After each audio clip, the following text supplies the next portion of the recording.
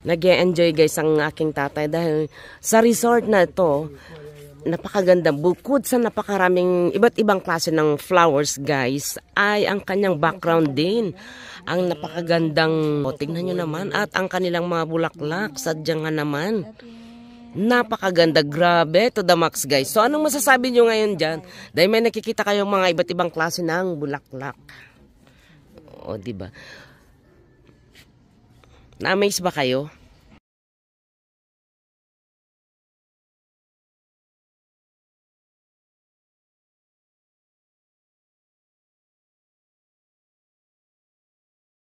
Huwag nga talaga naman dito guys. At hindi lang yan dahil maaaliw ka sa ganda ng kanilang swimming pool. Tignan nyo naman guys.